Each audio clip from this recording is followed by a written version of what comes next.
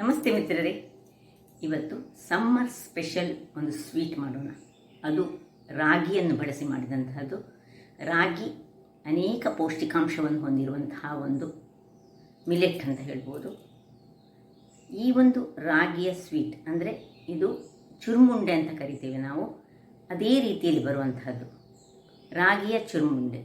ಈ ಮಕ್ಕಳಿಗೆ ಚಾಕ್ಲೇಟನ್ನು ಕೊಡುವ ಬದಲು ನಾವು ಇಂತಹ ಉಂಡೆಗಳನ್ನು ಸಣ್ಣ ಸಣ್ಣದಾಗಿ ಮಾಡಿ ಕೊಟ್ಟರೆ ದೇಹಕ್ಕೆ ಬಹಳ ಉತ್ತಮ, ಆರೋಗ್ಯಭರಿತರಾಗಿಯೂ ಇರ್ತಾರೆ. ಹಾಗಿರುವಾಗ ಈ ಒಂದು ರುಚಿಕರವಾದ ರಾಗಿಯನ್ನು ಬಳಸಿ ಮಾಡಿದಂತಹ ಚುರುಮುಂಡೆಯನ್ನು ಹೇಗೆ ಮಾಡುವುದು ಎಂದು ನೋಡುವ ಮೊದಲು ಯಾರೆಲ್ಲ ನನ್ನ ಚಾನಲನ್ನು ನೋಡ್ತಿದ್ದೀರಿ, ಯಾರೆಲ್ಲ ಇನ್ನೂ ಸಬ್ಸ್ಕ್ರೈಬ್ ಮಾಡಿಲ್ಲ, ದಯವಿಟ್ಟು ಸಬ್ಸ್ಕ್ರೈಬ್ ಮಾಡಿ, ಸಪೋರ್ಟ್ ಮಾಡಿ ಅಂತ ಹೇಳುತ್ತಾ ಬನ್ನಿ ಈ ಒಂದು ಆರೋಗ್ಯಭರಿತವಾದ ರಾಗಿಯ ಚುರುಮುಂಡೆಯನ್ನು ಹೇಗೆ ಮಾಡುವುದು ಎಂದು ನೋಡೋಣ. ಮಿತ್ರರೇ, ಇವತ್ತು ರಾಗಿಯನ್ನು ಬಳಸಿ ರಾಗಿಯ ಚುರುಮುಂಡೆ ಮಾಡೋಣ. ನೀವು ಚುರುಮುಂಡೆ ಎಂದು ಕೇಳಿರುವಿರಿ. ಈ ರಾಗಿಯಿಂದ ಮಾಡಿದ್ದನ್ನು ನೋಡಿದ್ದೀರಾ, ತಿಂದಿದ್ದೀರಾ ಗೊತ್ತಿಲ್ಲ. ಬಹಳ ರುಚಿಕರವಾಗಿ ಬರ್ತದೆ ಮತ್ತು ಹೆಲ್ದಿ ಆದದ್ದು. ನೋಡಿ, ಈ ಬೌಲ್ನಲ್ಲಿ 2 ಬೌಲ್ನಷ್ಟು ರಾಗಿಯ ಪುಡಿ ತೆಗೆದುಕೊಂಡಿದ್ದೇನೆ ನಾನು. ಮತ್ತು 2 ಚಮಚಗಳಷ್ಟು ಬಿಳಿ ಎಳ್ಳು ತೆಗೆದುಕೊಂಡಿದ್ದೇನೆ. ನೋಡಿ, ಈ ಚಮಚದಲ್ಲಿ 2 ಚಮಚ ಬಿಳಿ ಎಳ್ಳು, ಈ ಚಮಚದಲ್ಲಿ 2 ಚಮಚಗಳಷ್ಟು ಬಾದಾಮಿ ತೆಗೆದುಕೊಂಡಿದ್ದೇನೆ, ಈ ಚಮಚದಲ್ಲಿ 2 ಚಮಚದಷ್ಟು ಡ್ರೈ ಕೋಕೋನಟ್. ನಿಮ್ಮ ಹತ್ರ ಡ್ರೈ ಇಲ್ಲದಿದ್ದರೆ ಸ್ವಲ್ಪ ಈ ನಮ್ಮ ಹೀಗೆ ಸಿಕ್ಕುವ ಫ್ರೆಶ್ ಕೋಕೋನಟನ್ನೇ ಸ್ವಲ್ಪ ಫ್ರೈ ಮಾಡಿದರೆ ಸಹ ನಡೀತದೆ. ಒಂದು 5 ಏಲಕ್ಕಿ. ಹಾಗಾದರೆ ಮೊದಲಿಗೆ ನಾವೇನು ಮಾಡುವ ಹೇಳಿದರೆ, ಈ 2 ತುರಿಗೆ ಬಾದಾಮನ್ನು ಡ್ರೈ ರೋಸ್ಟ್ ಮಾಡುವ.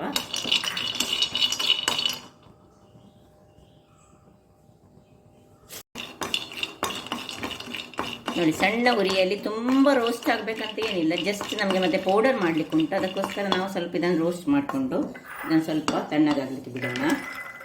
ಈಗ ಇದರಲ್ಲಿ ಸ್ವಲ್ಪ ಎಳ್ಳನ್ನು ಜಸ್ಟ್ ಒಂದು ರೋಸ್ಟ್ ಮಾಡಿಕೊಳ್ಳೋಣ. 2 ಚಮಚಗಳಷ್ಟು ಸಾಕು. 2 ಬೌಲು ರಾಗಿ ಹಿಟ್ಟಿಗೆ 2 ಬೌಲ್ಗಳಷ್ಟು ಬಾದಾಮ್ ಹಾಗೂ 2 ಸ್ಪೂನ್ಗಳಷ್ಟು, ಸ್ವಲ್ಪ ಆಗುವಾಗಲೂ, ತುಂಬ ಕಲರ್ ಚೇಂಜ್ ಆಗೋದು ಬೇಡ, ಸ್ವಲ್ಪ ಹೀಗೆ ಆಗುವಾಗ ಇದನ್ನು ಸಹ ತೆಗೆದುಕೊಳ್ಳೋಣ. ಇದನ್ನು 2 ಸಹ ಸ್ವಲ್ಪ ತಣ್ಣಗಾಗಲಿಕ್ಕೆ ಬಿಡೋಣ. ಇದನ್ನು ಸೈಡಲ್ಲಿ ಇಟ್ಕೊಳ್ಳೋಣ. ಈಗ ಒಂದು ಬೌಲನ್ನು ತೆಗೆದುಕೊಂಡು ಈ ಬೌಲಿಗೆ ಸ್ವಲ್ಪ ಉಪ್ಪನ್ನು ಮೊದಲಿಗೆ ಹಾಕೊಳ್ಳೋಣ. ರುಚಿಗೆ ತಕ್ಕಷ್ಟು ಒಂದು ಉಪ್ಪು. ಯಾಕೆ ಹೇಳಿದರೆ, ಈಗ ನಾವು ಈ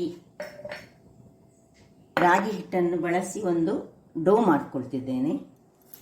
ಸ್ವಲ್ಪ ಬಿಸಿ ನೀರನ್ನು ಹಾಕ್ಕೊಂಡು ಈ ಉಪ್ಪನ್ನು ಕಲಡಿಸ್ಕೊಳ್ತಿದ್ದೇನೆ. ನೋಡಿ, ಈಗ ಇದಕ್ಕೆ ಈ 1 ಬೌಲ್ನಷ್ಟು ಅಂದರೆ 2 ಬೌಲ್, ಇದರಲ್ಲಿ ನಾನು ಇದು ದೊಡ್ಡ ಬೌಲ್ ಅದರಿಂದಾಗಿ ಈ ಬೌಲಿನಲ್ಲಿ 2 ಬೌಲ್ ತೆಗೆದುಕೊಂಡಿದ್ದೇನೆ. ನಿಮಗೆ ಬೇಕಿದ್ರೆ ಹೆಚ್ಚು ಸಹ ತೆಗೆದುಕೊಳ್ಬೋದು, ಅದಕ್ಕೇನು ಇಂತಹ ನಿರ್ದಿಷ್ಟವಾದ ಅಳತೆ ಅಂತೇಳಿ ಏನಿಲ್ಲ. ಈಗ ಇದನ್ನೊಂದು ಚಂದವಾದ ಸ್ವಲ್ಪ ಬಿಸಿ ಬಿಸಿ ನೀರನ್ನು ಹಾಕ್ಕೊಂಡು ಒಂದು ಒಳ್ಳೆ ಚಪಾತಿಯ ಹಿಟ್ಟಿನ ಹದಕ್ಕೆ ಇದನ್ನು ಸ್ಮೂತಾದ ಒಂದು ಡೋ ರೆಡಿ ಮಾಡೋಣ. ಇಲ್ಲಿ ನೋಡಿ, ಹಿಟ್ಟು ಇಷ್ಟು ಗಟ್ಟಿ ಬೇಡ. ಈಗ ಇಷ್ಟು ಸ್ವಲ್ಪ ಆಗುವಾಗ ನಾನು 1 ಚಮಚದಷ್ಟು ತುಪ್ಪವನ್ನು ಇದಕ್ಕೆ ಹಾಕ್ಕೊಳ್ತಿದ್ದೇನೆ. ಸ್ವಲ್ಪ ತುಪ್ಪವನ್ನು ಹಾಕ್ಕೊಂಡು ಇನ್ನು ಸ್ವಲ್ಪ ನೀರನ್ನು ಹಾಕ್ಕೊಂಡು ಒಂದು ಹದವಾದ, ಗಟ್ಟಿಯಾಗಬಾರ್ದು, ಮೆದುವಾದ ಚಪಾತಿಯ ಹಿಟ್ಟು ಹೇಗೆ ತಯಾರಿಸ್ತೀವಿ ನೋಡಿ, ಹೀಗೆ ಈ ರೀತಿ ಸ್ವಲ್ಪ ಮೆದು ತಯಾರಿಸ್ಕೊಳ್ತಿದ್ದೇನೆ. ವೀಕ್ಷಕರೇ, ಇಲ್ಲಿ ನೋಡಿ, ಒಳ್ಳೆ ಇದರಲ್ಲಿ ಏನಿಲ್ಲ, ಉಪ್ಪು ಮತ್ತು ಸ್ವಲ್ಪ ತುಪ್ಪ 1 ಚಮಚದಷ್ಟು ಮತ್ತು ರಾಗಿಯ ಹಿಟ್ಟು.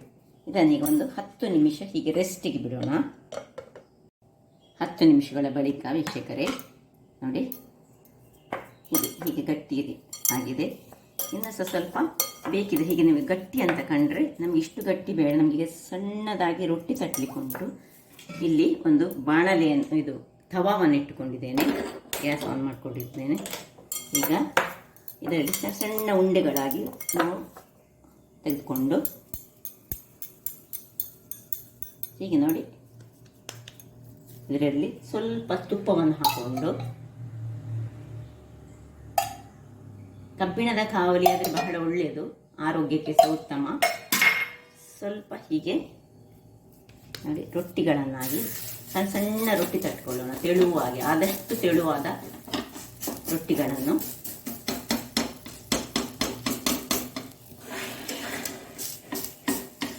ನಿಮಗೆ ಹೀಗೆ ಡೈರೆಕ್ಟ್ ತಟ್ಟಲಿಕ್ಕೆ ಆಗದಿದ್ರೆ ಒಂದು ಬಾಳೆ ಎಲೆಯಲ್ಲಿ ಅಥವಾ ಪ್ಲಾಸ್ಟಿಕ್ನ ಕವರ್ನಲ್ಲಿ ನೀವು ಹಾಕಿದರೆ ಸಾಕ್ತದೆ. ಆದರೆ ಬಾಳೆ ಎಲೆಯಲ್ಲಿ ತಟ್ಟಿದರೆ ಇನ್ನೂ ಸಹ ಬಹಳ ರುಚಿಯಾಗಿ ಬರ್ತದೆ. ಸಣ್ಣ ಉರಿ ಇರಲಿ. ನೋಡಿ 2ನೇ ರೊಟ್ಟಿಯನ್ನು ಸಹ ತಟ್ಟಿದ್ದೇನೆ. ಸ್ವಲ್ಪ ತುಪ್ಪ ಕೆಳಗಡೆ ಇಡಬೇಕು. ಇದೀಗ ಹೀಗೆ ಒಡೆದ್ರೂ ತೊಂದರೆ ಇಲ್ಲ. ಅದನ್ನು ಈಗ ನಾವು ಮತ್ತೆ ಮಿಕ್ಸಿಯಲ್ಲಿ ಹಾಕ್ಲಿಕ್ಕೆ ಉಂಟು. ಅದರಿಂದಾಗಿ ತೆಳುವಾಗಿ ನಾವು ಇದನ್ನು ರೊಟ್ಟಿ ತಟ್ಟಿಕೊಳ್ಬೇಕು. ಮಕ್ಕಳಿಗೆ ಅಂತೂ ಬಹಳ ಒಳ್ಳೆಯದಿಂಥ ಈ ಒಂದು ಉಂಡೆಯನ್ನು, ಈ ಚುರುಮುಂಡೆ, ರಾಗಿಯ ಚುರುಮುಂಡೆಯನ್ನು ಒಂದೊಂದು ದಿವಸಕ್ಕೆ ಕೊಟ್ಟರೆ ಅವರಿಗೆ ಆರೋಗ್ಯಕ್ಕೆ ಬಹಳ ಉತ್ತಮ. ಈಗ ಇನ್ನೊಂದು ಮಾಡ್ತೀನಿ. ಹೀಗೆ ಒಟ್ಟು ನಾನು ಮಾಡಿದ್ರಲ್ಲಿ 3 ಉಂಡೆಗಳಾಗಿ ಆಗ್ತದೆ. ಅದರಲ್ಲಿ 3 ರೊಟ್ಟಿಗಳು ಆಗ್ತದೆ. ಇದನ್ನು ಸ್ವಲ್ಪ ಸೈಡ್ ಮಾಡಿಕೊಂಡು ಇದರ ಮೇಲೆ ಸ್ವಲ್ಪ ತುಪ್ಪವನ್ನು ಹಾಕೊಳ್ಳೋಣ.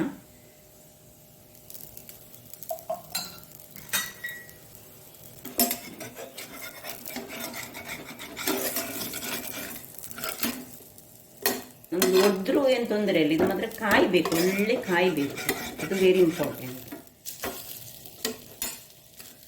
ಸಣ್ಣ ಉರಿಯಲ್ಲಿ, ತುಂಬ ದೊಡ್ಡ ಸಹ ಮಾಡಬೇಡಿ.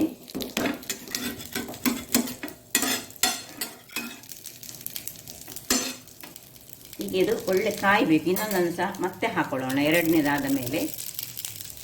ನೋಡಿ ಸ್ವಲ್ಪ ಇನ್ನು ಹೀಗೆ ಅದು ಮುಚ್ಚಳವನ್ನು ಮುಚ್ಚಿಕೊಂಡು ಬೇಯಿಸ್ಕೊಳ್ಳೋಣ. ಸಾಧಾರಣ ಇದು ಇದರಲ್ಲೇ ಬೆಂದುಕೊಂಡಿದೆ. ಇನ್ನೊಮ್ಮೆ ಸ್ವಲ್ಪ ಹೀಗೆ ಇದನ್ನು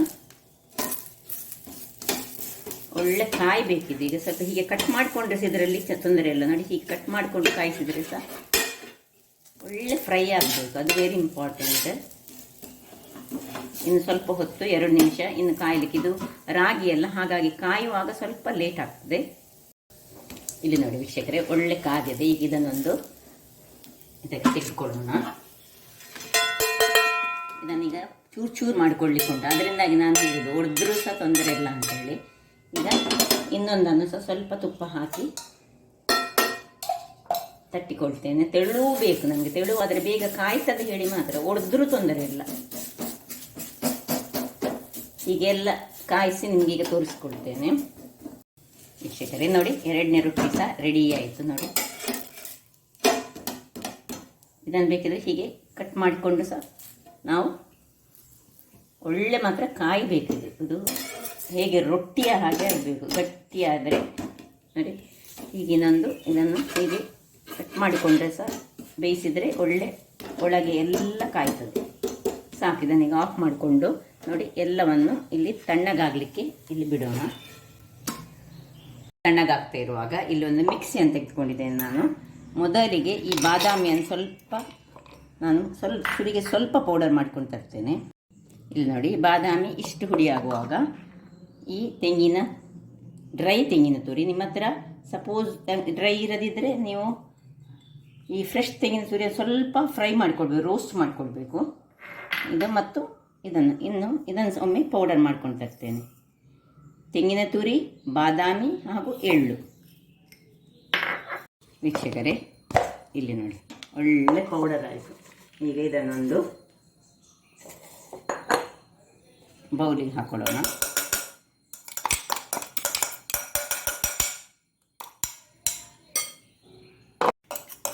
ಇಲ್ಲೀಗ ಇದು ರೆಡಿಯಾಗಿದೆ. ಇದನ್ನೀಗ ಪಕ್ಕಕ್ಕೆ ಇಟ್ಕೊಳ್ಳೋಣ. ಇಲ್ಲಿ ನಾನೊಂದು ಪಾತ್ರೆಯಲ್ಲಿ ಒಂದು ಅರ್ಧ ಗ್ಲಾಸ್ನಷ್ಟು ನೀರನ್ನು ಹಾಕ್ಕೊಂಡು ಒಂದು 30 ಗ್ರಾಮ್ಸ್ನಷ್ಟು ಬೆಲ್ಲವನ್ನು, ನೋಡಿ ಇಷ್ಟು ಬೆಲ್ಲವನ್ನು ನೀರು ಮಾಡಿಕೊಡ್ತಿದ್ದೇನೆ. ಈ ಬೆಲ್ಲದ ನೀರು ಪ್ರಿಪೇರ್ ಆಗ್ತಾ ಇರುವಾಗ ನೋಡಿ ಇಲ್ಲಿದು ತಣ್ಣಗಾಗಿದೆ. ಈಗ ಇದನ್ನು ನಾವು ಇದೇ ಯಾವುದೇ ಮಿಕ್ಸಿಯಲ್ಲಿ ನಾವು ಬಾದಾಮನ್ನು ಪೌಡರ್ ಮಾಡಿದರೆ ಅದರಲ್ಲೇ ಇದನ್ನು ಹೀಗೆ ಕತ್ತರಿಸಿಕೊಂಡು ಸಣ್ಣದಾಗಿ ಇದರೊಳಗೆ ಹಾಕೊಳ್ಳೋಣ. ಹಾಕ್ಕೊಂಡು ತುಂಬ ಪುಡಿಯಾಗಿ ಅಲ್ಲ, ಹದಾದಲ್ಲಿ ಒಂದು ಪುಡಿ ಕೋಸ್ಟ್ಲಿ ಗ್ರೈಂಡ್ ಮಾಡಿಕೊಂಡು ತರ್ತೇನೆ ನಾನೀಗ. ಇದನ್ನೆಲ್ಲ ಹೀಗೆ ಪುಡಿ ಮಾಡಿಕೊಂಡು ಇಲ್ಲಿ ನೋಡಿ ವೀಕ್ಷಕರೇ, ನೋಡಿ ಈ ರೀತಿಯಾಗಿ ಗ್ರೈಂಡ್ ಆಗಿ ಬರಬೇಕು. ನಮಗೆ ಕಾಣ್ತದಲ್ಲ, ಸ್ವಲ್ಪ ಚುರುಮು ಚುರುಮಾಗಿ ಇರಬೇಕು ನೋಡಿ, ಈ ರೀತಿ. ಈಗ ಇದನ್ನು ಇದಕ್ಕೆ ಶಿಫ್ಟ್ ಮಾಡಿಕೊಳ್ತಿದ್ದೇನೆ.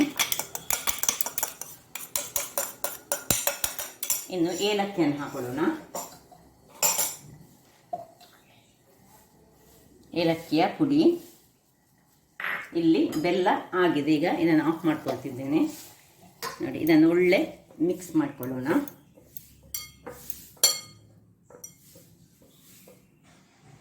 ವೀಕ್ಷಕರೇ, ಇಲ್ಲಿ ನೋಡಿ ಎಲ್ಲ ಮಿಕ್ಸ್ ಆಗಿ ರೆಡಿ ಆಯಿತು. ಈಗ ಬೆಲ್ಲ ಸಹ ಇಲ್ಲಿ, ಬೆಲ್ಲದ ನೀರು ಸಹ ರೆಡಿಯಾಗಿದೆ. ನಾವು ನಿಧಾನಕ್ಕೆ ಸ್ವಲ್ಪ ಬೆಲ್ಲದ ನೀರನ್ನು ಎಷ್ಟು ಬೇಕು ಅಷ್ಟಷ್ಟು ಮಾತ್ರ ಹಾಕ್ಕೊಂಡು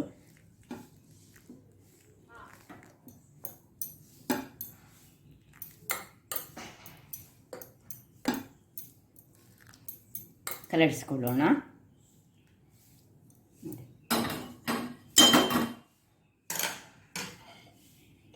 ಕೈಯಲ್ಲೇ ಲಡ್ಡುಗಳಾಗಿ.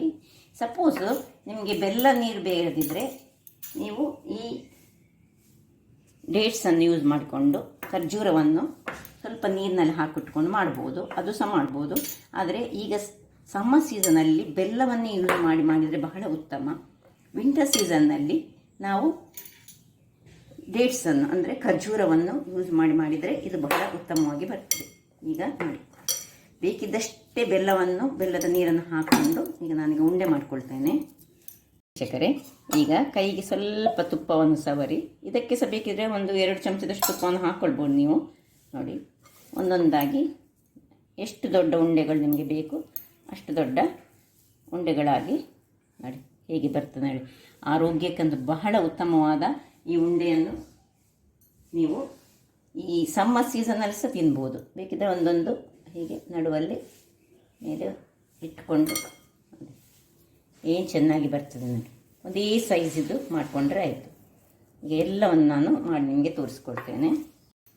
ವೀಕ್ಷಕರೇ, ಇಲ್ಲಿ ನೋಡಿ ಕೊನೆಯ ಉಂಡೆ ರೆಡಿಯಾಗಿದೆ. ಇದಕ್ಕೆ ಇದು ಗಾರ್ನಿಷ್ ಬೇಕಿದ್ದರೆ ಮಾತ್ರ ಮಾಡ್ಬೋದು. ನೋಡಿ ಹೇಗೆ ಬಂದಿದೆ ನೋಡಿ, ಏನು ಚೆನ್ನಾಗಿ ಕಾಣ್ತಾ ಉಂಟು ಸಹ. ನೋಡಿದ್ರಲ್ಲ ವೀಕ್ಷಕರೇ, ಸಮ್ಮರಲ್ಲಿ ನಾವು ರಾಗಿಯ ವಸ್ತುಗಳನ್ನು ಹೆಚ್ಚಾಗಿ ತಿಂದರೆ ಬಹಳ ಉತ್ತಮ. ರಾಗಿ ದೇಹವನ್ನು ಬಹಳ ಕೂಲಾಗಿಡ್ತದೆ, ಆರೋಗ್ಯಕ್ಕಂತೂ ಬಹಳ ಉತ್ತಮ. ಮಕ್ಕಳಿಗೆ ದಿನಕ್ಕೆ 1 ಕೊಟ್ಟು ನೋಡಿ, ಅವರ ಆರೋಗ್ಯ ಖಂಡಿತವಾಗಿ ವೃದ್ಧಿಯಾಗ್ತದೆ.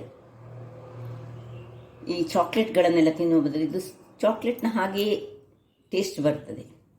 ಹಾಗಿರುವಾಗ ನಾನು ಈ ಕುಕಿಂಗ್ ಚಾನಲ್ ನಿಮಗೆ ಇಷ್ಟ ಆದರೆ ಬೋಳೂರು ಸುವರ್ಣ ಚಾನಲನ್ನು ಲೈಕ್ ಮಾಡಿ, ಶೇರ್ ಮಾಡಿ ಹಾಗೂ ಸಬ್ಸ್ಕ್ರೈಬ್ ಮಾಡಿ. ಹಾಗೂ ನನ್ನ ಇನ್ಸ್ಟಾಗ್ರಾಮ್ ಪೇಜನ್ನು ಫಾಲೋ ಮಾಡಿ. ಧನ್ಯವಾದಗಳು.